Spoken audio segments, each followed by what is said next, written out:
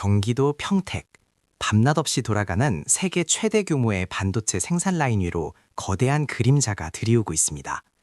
불과 몇 년 전까지 이곳은 한국 경제의 무한한 번영을 약속하는 약속의 땅이었습니다. 하지만 지금 평택의 화려한 조명 뒤에는 그 어느 때보다 차가운 전운이 감돌고 있습니다. 우리는 지금 반도체 패권이라는 이름의 총성 없는 전쟁터 한복판에 서 있습니다. 20세기 석유가 국가의 생존을 결정했다면 21세기는 손톱보다 작은 실리콘 조각, 바로 반도체가 한 국가의 생사종망을 가르고 있습니다. 대한민국 수출의 약 20%를 차지하며 국가 경제의 척추 역할을 해온 반도체가 흔들린다는 것은 단순히 한 산업의 위기를 넘어 우리 공동체 전체의 안전망이 해체될 수 있음을 의미합니다. 과거 1997년 외환위기 당시 우리가 겪었던 고통은 유동성의 위기였지만 지금 다가오는 위기는 우리 경제의 근간인 성장 엔진 자체가 파괴될 수 있다는 점에서 그 궤를 달리합니다. 뉴욕 증시의 나스닥 지수가 출렁이고 엔비디아와 TSMC의 주가 한마디에 한국의 코스피가 비명을 지르는 현실은 더 이상 낯선 풍경이 아닙니다. 그러나 이 화려한 숫자들의 이면에는 우리가 외면하고 싶은 진실이 숨어 있습니다. 미중 갈등이라는 거대한 고래싸움 속에서 한국이라는 새우의 등은 이미 서서히 굽어가고 있습니다. 미국의 자국 우선주의 정책인 IRA와 반도체법, 그리고 이에 맞서는 중국의 자원 무기화는 한국 반도체를 거대한 샌드위치 앞찾기 속으로 밀어넣고 있습니다. 이제 질문을 던져야 할 시간입니다. 지난 30년간 우리가 누려온 반도체 호황은 과연 영원할 것인가? 아니면 이것이 거대한 시스템 붕괴의 전조현상인가? 오늘 우리는 그 누구도 쉽게 말하지 못했던 한국 경제의 가장 아픈 곳, 그리고 가장 위험한 곳을 깊숙이 파고들어 보려 합니다. 이것은 단순히 반도체에 대한 이야기가 아닙니다. 당신의 일자리, 당신의 자산, 그리고 우리 아이들의 미래가 걸린 생존의 기록입니다. 위기의 징후는 서서히, 그러나 아주 명확한 수치로 우리에게 경고를 보내고 있습니다. 삼성전자와 SK하이닉스라는 두 거인이 버티고 있는 한국의 반도체 수출 실적은 최근 몇 년간 유례 없는 변동성에 시달리고 있습니다. 과거 반도체 사이클이 4년 주기로 호황과 불황을 반복했다면 이제는 그 주기조차 예측 불가능한 영역으로 들어섰습니다. 가장 먼저 감지되는 이상 신호는 재고 지수입니다. 창고에 쌓여가는 반도체는 기업의 현금 흐름을 막고 이는 곧 투자 축소와 고용 동결로 이어집니다. 더 심각한 것은 대중국 수출 비중의 급격한 하락입니다. 한때 우리 반도체 수출의 40% 이상을 차지하던 중국 시장은 이제 기회의 땅이 아닌 리스크의 발원지가 되었습니다. 미국의 강력한 대중 수출 규제로 인해 최첨단 공정 장비의 중국 반입이 막히면서 현지에 막대한 자본을 투자한 우리 기업들의 공장은 거대한 고철 덩어리가 될 위기에 처해 있습니다. 이는 단순히 기업의 손실을 넘어 국가적 경상수지 악화로 직면합니다. 경상수지가 악화되면 원화 가치는 하락하고 환율은 1,400원대를 넘나드는 고환율 상태가 고착화됩니다. 환율 상승은 수입 물가 인상을 유도하고 이는 다시 한국은행의 금리 결정을 압박하는 연쇄 반응을 일으킵니다. 시장에서는 이미 1997년 IMF 사태 직전의 대자비를 느낀다는 목소리가 나옵니다. 당시에도 우리는 펀더멘털이 튼튼하다고 자부했지만 외부 충격에 의한 신뢰 붕괴는 순식간이었습니다. 현재 한국의 CDS 프리미엄은 대외 불확실성이 커질 때마다 요동치고 있으며 외국인 투자자들은 한국을 언제든 빠져나갈 수 있는 유동성 공급처로 인식하기 시작했습니다. 반도체라는 단일 품목의 국가 운명을 걸고 있는 한국 경제의 포트폴리오는 지금 지정학적 위기라는 거대한 파도 앞에서 그 취약성을 고스란히 드러내고 있습니다. 이 거대한 경제 충격이 작동하는 원리를 이해하기 위해서는 공급망의 파편화, 프라그멘테이션이라는 개념에 주목해야 합니다. 지난 수십 년간 세계 경제는 효율성이라는 하나의 가치 아래 움직였습니다. 인건비가 저렴한 곳에서 만들고 기술력이 좋은 곳에서 설계하며 수요가 많은 곳에서 소비하는 글로벌 분업 체계가 그것입니다. 한국 반도체는 이 체계의 가장 큰 수혜자였습니다. 미국의 설계 자산과 장비, 일본의 소재, 그리고 한국의 미세 공정 기술이 결합되어 중국이라는 거대 시장에 공급되는 구조였습니다. 하지만 미중 패권 전쟁은 이 효율성의 법칙을 안보의 법칙으로 바꾸어 놓았습니다. 미국은 이제 반도체를 단순한 상품이 아닌 국가 안보를 위한 전략 자산으로 규정합니다. 치포 동맹으로 대표되는 배타적 경제 블록 형성은 한국에게 양자태기를 강요하고 있습니다. 만약 우리가 미국의 요구대로 대중국 수출을 완전히 차단한다면 당장 매출의 3분의 1이 증발하게 됩니다. 반대로 중국의 편에 선다면 전 세계 반도체 장비의 핵심을 쥐고 있는 미국의 기술 통제에 걸려 생산 자체가 불가능해집니다. 이 앞찾기 같은 구조가 바로 한국 경제를 옥죄는 핵심 기제입니다. 이 과정에서 발생하는 비용은 고스란히 국내 유동성 위기로 전이됩니다. 기업들이 미래를 위한 R&D 투자 대신 생존을 위한 공장 이전과 공급망 다변화에 천문학적인 자금을 쏟아붓기 시작하면서 국내 설비 투자는 위축되고 내수 경기는 얼어붙습니다. 자본은 더 안전한 수익처인 미국 본토로 빠져나가고 국내 주식시장은 활력을 잃어갑니다. 셀물 경제의 모세혈관이라 할 수 있는 중소형력사들은 이미 대기업의 단가 압박과 물량 감소로 인해 도산 위기에 몰려 있으며 이는 금융권의 부실 채권 증가라는 또 다른 뇌관을 건드리고 있습니다. 우리는 역사 속에서 국가의 핵심 산업이 지정학적 변화에 적절히 대응하지 못했을 때 어떤 파국을 맞이했는지 수많은 사례를 목격해왔습니다. 가장 극단적인 사례로 꼽히는 베네수엘라는 한때 세계 최대의 석유 매장량을 바탕으로 남미에서 가장 부유한 국가 중 하나였습니다. 하지만 석유라는 단일 산업에 지나치게 의존했고 미국과의 외교적 마찰로 인한 경제 제재가 시작되자 국가 시스템 전체가 마비되었습니다. 유가가 하락하고 수출길이 막히자 초인플레이션이 발생했고 국민의 삶은 처참하게 무너졌습니다. 물론 한국의 산업 기반은 베네수엘라와 비교할 수 없을 만큼 탄탄하지만 특정 자원이나 산업에 대한 과도한 의존이 가져오는 위험성은 본질적으로 같습니다. 가까운 일본의 사례도 시사하는 바가 큽니다. 1980년대에 전 세계 반도체 시장의 50% 이상을 장악했던 일본은 미국의 플라자 합의와 미일 반도체 협정이라는 정치적 압력에 굴복하며 급격히 쇠락했습니다. 당시 일본은 자국 기술력에 대한 과도한 자신감으로 변화하는 PC 시장의 흐름을 놓쳤고 결국 잃어버린 30년이라는 장기 불황의 늪에 빠졌습니다. 터키와 아르헨티나가 겪고 있는 고질적인 화폐 가치 폭락과 외환 위기 역시 대외 의존도가 높은 경제 구조에서 정치적 불안정성이 결합될 때 어떤 대가를 치르는지 잘 보여줍니다. 한국은 지금 일본의 기술적 쇠퇴 경로와 베네수엘라식 지정학적 리스크의 갈림길에 서 있습니다. 그리스가 방만한 재정 운영으로 무너졌다면 한국은 우리를 먹여 살리던 기술의 장벽이 허물어질 때 무너질 것입니다. 글로벌 공급망의 재편은 단순히 비즈니스 모델의 변화가 아니라 한 국가의 부의 축이 이동하는 지각 변동입니다. 이 변동의 시기에 길을 잃은 반도체는 곧 한국 경제라는 거대한 함선이 좌초될 수 있음을 알리는 가장 강력한 경고음입니다. 반도체 산업의 위기는 단순히 대기업의 영업이익 수치가 줄어드는 차원에서 끝나지 않습니다. 그것은 대한민국이라는 국가 전체의 경제 기초 체력, 즉 펀더멘털을 뒤흔드는 거대한 파동으로 이어집니다. 반도체가 수출길을 잃으면 당장 우리 손에 쥐어지는 달러의 양이 급감합니다. 달러 공급이 줄어들면 원달러 환율은 필연적으로 상승하며 이는 수입 의존도가 높은 에너지와 원자재 가격의 폭등을 불러옵니다. 결국 반도체에서 시작된 균열이 주유소의 기름값과 식탁 위의 장바구니 물가로 전이되는 것입니다. 더 무서운 것은 부의 낙수 효과가 멈춘다는 사실입니다. 삼성전자와 SK하이닉스를 정점으로 하는 수만 개의 1, 2, 3차 협력사들은 이미 한계 상황에 직면해 있습니다. 평택과 기흥, 이천 등 반도체 거점 도시의 상권은 눈에 띄게 활기를 잃어가고 있습니다.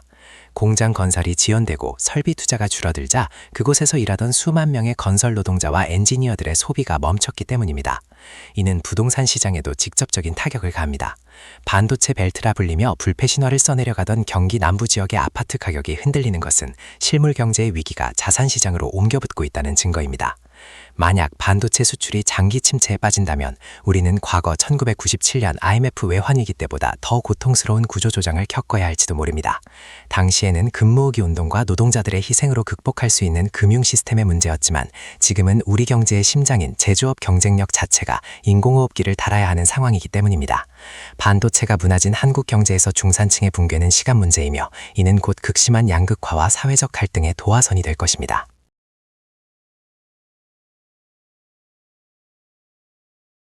상황이 이토록 급박하게 돌아가자 정부와 중앙은행의 움직임도 긴박해졌습니다. 하지만 그들이 쥐고 있는 카드는 그리 많지 않습니다. 한국은행은 진퇴양난의 늪에 빠져 있습니다. 미국의 기준금리가 고공행진을 이어가는 상황에서 반도체 경기를 살리기 위해 금리를 낮추자니 자본 유출과 환율 폭등이 두렵고 물가를 잡기 위해 금리를 올리자니 가계부채와 기업들의 이자 부담이 폭발 직전이기 때문입니다. 정부는 부랴부랴 반도체 메가 클러스터 구축 계획을 발표하며 세제 혜택과 인프라 지원을 약속했지만 이는 장기적인 대책일 뿐 당장 내일의 수출길을 뚫어주지는 못합니다. 특히 정부의 외교적 대응은 살얼음판을 걷는 것과 같습니다. 미국으로부터는 가드레일 조항 완화를 끌어내야 하고 중국으로부터는 보복성 무역 조치를 피해야 하는 고난도의 고차방 정식을 풀어야 합니다. 하지만 현실은 녹록치 않습니다. 강대국들의 자국 우선주의 정책 앞에서 한 나라의 외교적 수사, 레터릭은 힘을 잃기 일쑤입니다. 중앙은행이 보유한 외환 보유액 또한 안심할 수준이 아닙니다. 환율 방어를 위해 시장에 달러를 쏟아붓고 있지만 반도체 달러가 들어오지 않는 상황에서 밑빠진 독에 물붓기가 될 수 있다는 우려가 커지고 있습니다. 전문가들은 정부가 단순히 보조금을 주는 차원을 넘어 에너지 정책과 규제 완화 등 근본적인 비용 구조를 개선해야 한다고 입을 모읍니다. 하지만 정치권의 갈등과 규제의 벽은 여전히 높기만 합니다. 국가의 운명을 결정지을 골든타임이 속절없이 흐르고 있는 가운데 정책 당국이 내놓는 대책들이 시장의 신뢰를 얻지 못하고 표류한다면 우리는 스스로 방어할 기회조차 잃어버릴 수 있습니다. 거대한 국가적 위기 앞에서 개인은 과연 어떤 생존 전략을 세워야 할까요? 가장 먼저 버려야 할 것은 과거의 성공 방정식입니다. 반도체 호황기에 기대어 세워진 자산 증식 계획은 이제 전면 수정이 불가피합니다. 고금리와 고환율이 상수가 된 시대에 과도한 레버리지를 활용한 투자는 자살 행위와 다름없습니다. 특히 영끌로 대표되는 부동산 투자는 반도체 경기와 지역 경제의 상관관계를 면밀히 분석해야 합니다. 내가 사는 지역의 일자리가 글로벌 패권 전쟁의 영향권에 있는지, 그 기업의 실적이 꺾였을 때 내 자산 가치가 얼마나 버텨줄 수 있는지를 냉정하게 계상해야 합니다. 현금 흐름의 중요성은 아무리 강조해도 지나치지 않습니다. 기업들이 비상경영에 돌입하듯 개인 역시 가계의 재무 구조를 방어적으로 재편해야 합니다. 달러와 금 같은 안전자산에 대한 포트폴리오 배분은 이제 선택이 아닌 필수입니다. 하지만 가장 중요한 생존 전략은 인적 자본의 재무장입니다. 기술의 패러다임이 바뀌는 시기에는 개인의 숙련도 또한 빠르게 도태될 수 있습니다. 반도체 공정이 AI와 결합하고 공급망이 재편되는 흐름 속에서 자신의 직무가 변화하는 질서에 부합하는지 끊임없이 점검해야 합니다. 위기는 준비되지 않은 자에게는 재앙이지만 흐름을 읽는 자에게는 새로운 기회의 창이 되기도 합니다. 국가가 나를 지켜줄 것이라는 막연한 기대보다는 스스로 경제적 해자를 구축하려는 치열한 노력이 필요한 때입니다. 거시경제의 거대한 파도 속에서 내 가게라는 작은 배를 띄우기 위해서는 파도의 높이뿐만 아니라 파도가 치는 근본적인 원인을 이해하는 통찰력이 그 어느 때보다 절실합니다. 우리는 흔히 경제 위기를 예고 없이 찾아오는 재난이라고 말하지만 사실 위기는 늘 우리에게 신호를 보내왔습니다. 1997년의 외환위기가 그러했고 2008년의 금융위기 또한 마찬가지였습니다. 지금 한국 반도체가 처한 신냉전의 파고 역시 갑작스러운 불운이 아닙니다. 그것은 효율성만을 쫓으며 안보와 전략적 유연성을 간과했던 지난 30년의 성적표이자 거대한 세계 질서가 재편되는 과정에서 필연적으로 마주할 수밖에 없는 진통입니다. 우리는 지금껏 반도체라는 단 하나의 창으로 세상을 정복해왔지만 이제 그 창끝이 무뎌지고 상대는 더 크고 단단한 방패를 들고 나타났습니다.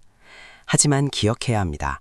한국 경제의 역사는 언제나 불가능을 가능으로 바꾸어온 투쟁의 기록이었습니다.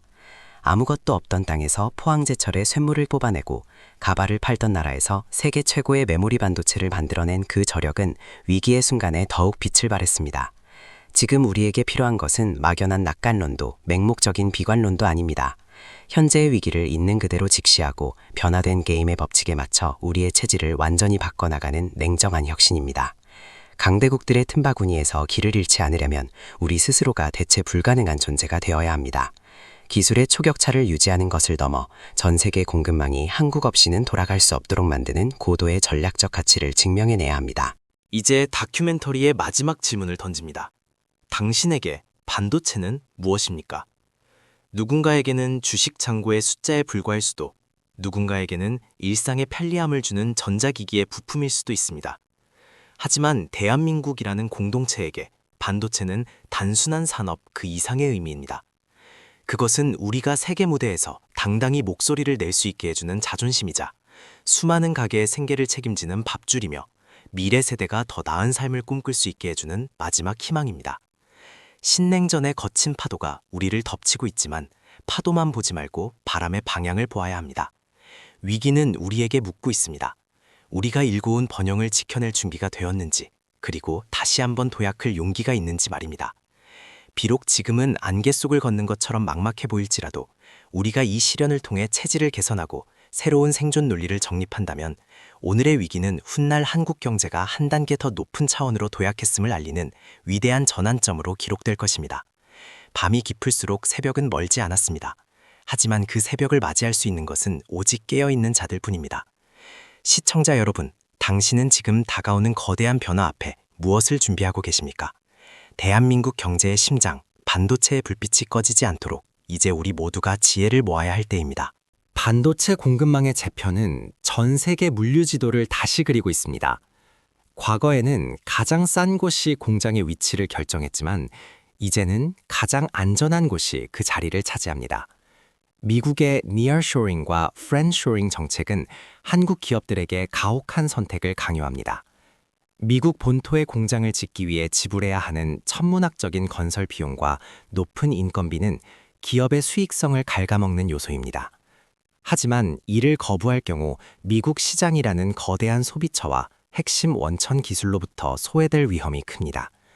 이는 한국 반도체 기업들이 국내 투자를 줄이고 해외로 자본을 유출하게 만드는 산업 공동화 현상을 가속화합니다. 국내 설비 투자가 감소하면 연관 산업인 소재, 부품, 장비, 소부장 기업들은 직격탄을 맞습니다. 경기도와 충청권을 잇는 반도체 클러스터의 중소기업들은 벌써부터 대기업의 해외 이전 소식에 촉각을 곤두세우며 생존 전략을 고심하고 있습니다. 자본이 국경을 넘어 이동할 때 그 자리에 남겨진 노동자들과 지역 경제는 차가운 현실을 마주하게 됩니다. 우리가 누려온 반도체 중심의 경제 생태계가 뿌리째 흔들리고 있는 것입니다. 중국의 반격 또한 무시할 수 없는 변수입니다. 미국의 압박에 맞서 중국은 반도체 굴기를 위해 국가적 역량을 총동원하고 있습니다. 비록 첨단 미세 공정에서는 제동이 걸렸지만 자동차나 가전제품에 들어가는 범용 반도체, 레거시 칩 분야에서 중국의 점유율은 무서운 속도로 상승하고 있습니다. 이는 한국의 중저가 반도체 시장을 잠식하며 우리 기업들의 숨통을 조여옵니다. 기술 격차가 좁혀질수록 가격 경쟁력에서 밀리는 한국 반도체는 설 자리를 잃게 됩니다. 중국은 자국 시장을 무기로 한국 기업들에게 기술 이전을 종용하거나 핵심 인력을 파격적인 조건으로 흡수하며 우리 경제의 근간을 위협하고 있습니다. 소리 없이 진행되는 인력 유출은 기술 초격체를 유지해야 하는 한국에게 뼈아픈 손실입니다. 한 명의 핵심 엔지니어가 떠날 때마다 수조 원의 가치를 지닌 기술 노하우가 함께 빠져나갑니다. 지적 재산권이 국가 안보와 직결되는 시대에 우리는 과연 소중한 기술 자산을 지킬 충분한 방어 체계를 갖추고 있는지 되물어야 합니다. 이러한 지정학적 불확실성은 금융시장의 변동성을 극대화합니다. 주식시장에서 반도체 비중이 절대적인 한국의 코스피는 사실상 미중 관계의 리트머스 시험지가 되었습니다. 외교적 마찰이 보도될 때마다 외국인 자금은 썰물처럼 빠져나가고 이는 주가 폭락과 원화 가치 하락의 악순환을 만듭니다. 개인 투자자들에게 삼성전자는 국민주를 넘어 노후 자금이 담긴 신뢰의 상징이었습니다. 하지만 이제 그 신뢰는 거대한 매도세 앞에 무력하게 흔들리고 있습니다. 환율이 1,400원을 상회하는 뉴 노멀 시대에 달러 표시 자산의 매력은 높아지는 반면 원화 자산의 가치는 상대적으로 추락하고 있습니다. 이는 국내 자산가들이 한국을 떠나 미국 국채나 빅테크 주식으로 눈을 돌리게 만드는 동력이 됩니다. 국내 자본의 이탈은 시중 유동성을 위축시키고 중소기업의 자금난을 심화시키며 결국 실물 경제의 침체를 장기화하는 돈의 가뭄을 초래합니다. 금융시장의 위기는 실물 경제의 가장 약한 고리인 가계부채를 타격합니다. 한국의 가계부채 비율은 GDP 대비 100%를 상회하며 세계 최고 수준을 기록하고 있습니다. 반도체 수출 부진으로 국가 신용도가 흔들리면 해외 자본 이탈을 막기 위해 한국은행은 시장 금리를 높게 유지할 수밖에 없습니다. 이는 고스란히 변동금리 대출을 받은 수백만 명의 서민들에게 이자 폭탄으로 돌아옵니다. 원화 가치가 하락하면 수입 물가가 오르고 생활비 부담이 커진 상황에서 대출 이자까지 늘어나면 가처분 소득은 급격히 줄어듭니다. 이는 내수 소비의 실종을 의미합니다. 시장 상인들은 손님이 끊겼다고 아우성이고 백화점과 대형 마트조차 매출 감소를 걱정해야 하는 처지입니다.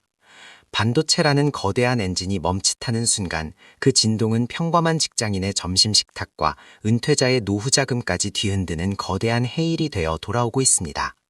우리는 지금 수출이 내수를 먹여 살리고 내수가 다시 성장을 뒷받침하던 선순환 구조가 파괴되는 과정을 목격하고 있습니다.